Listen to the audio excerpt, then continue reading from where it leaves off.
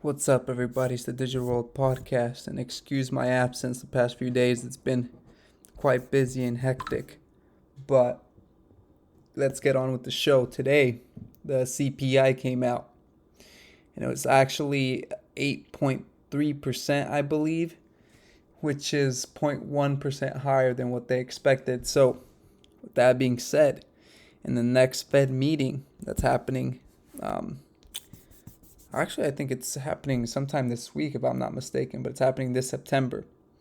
I do expect the Fed to hike interest rates, and that's the talk of the town. And so they're dead set on beating inflation. And what does that mean? They're going to do whatever they can to hike those rates.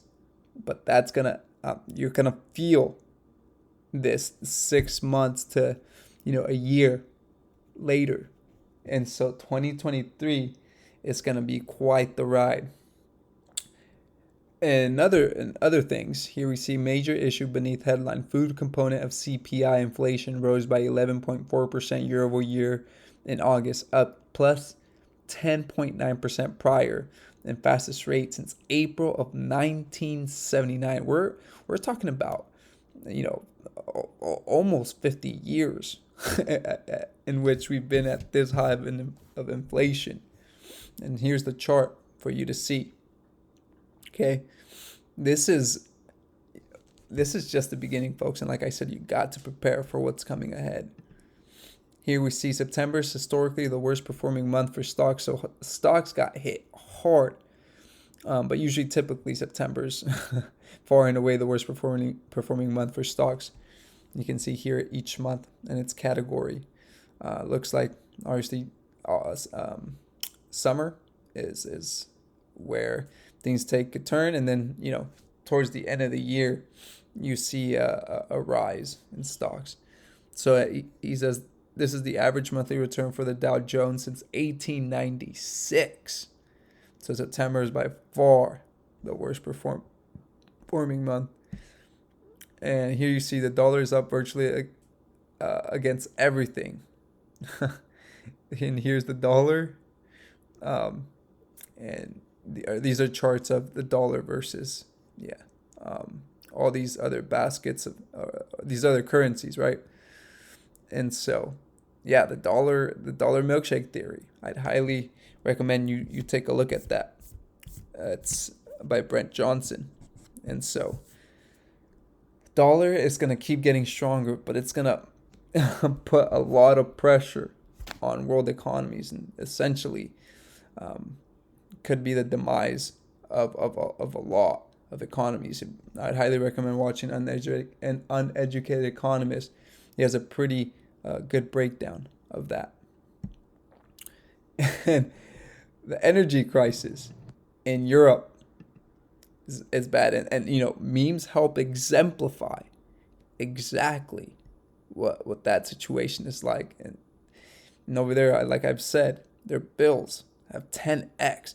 And some of this is a make or break for businesses. Check this out.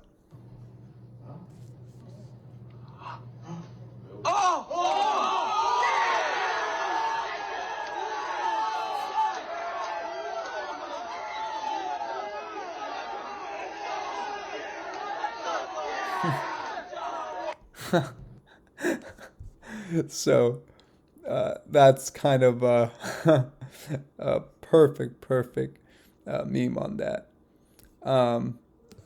Let's see. Whoops. Planned food shortages. Folks, I've shown videos where they're just throwing away food. This might be lemons, if I'm not mistaken, or whatever it is. But just tossing it away, throwing it away. And what you're seeing, the Netherlands, I think they cut emissions with this new government rollout of ESG standards. They drastically reduce their usage, or they imposed the usage, or imposed the reduction. Today's a hard day for words. They imposed a reduction of the usage of nitrogen and all those other components that make up fertilizer. And how are these farmers supposed to make food for the population? Folks, the crisis that's coming is going to be stupendous. And of course, for ultimate control, A key difference with the CBDC is that central bank will have absolute control on the rules and regulations that will determine the use of that expression of central bank liability. And also, we will have the technology to enforce that. Those two issues are extremely important, and that makes a huge difference with respect to what cash is. they want ultimate control. So, folks, gear up, gear up, gear up. Time is ticking. Each day is one that you have to take into account. So, with that being said, thank you for watching. Like and subscribe to the channel. This is the Digital World Podcast, and I'll see you in the next episode.